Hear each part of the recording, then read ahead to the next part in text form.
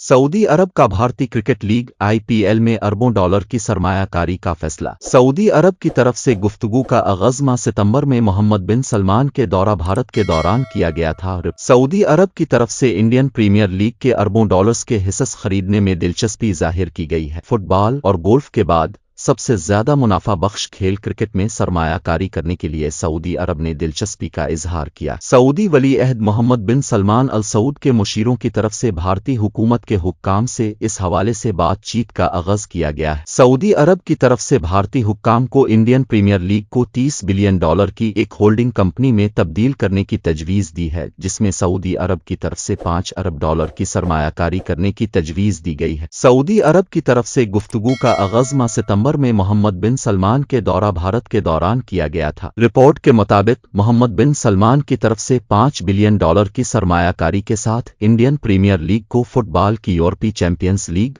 और English premiere league की तरह दीगर ममालिक तक बढ़ाने की तजवीज़ दी गई थी। सऊदी अरब मुआहदे करने का ख्वाहिशमंद है, जबकि board of control cricket in India BCCI की तरफ से आइंदा आम इंतखाबात के बाद तजवीज़ पर गौर किए जाने का इम्कान जाहिर किया गया है।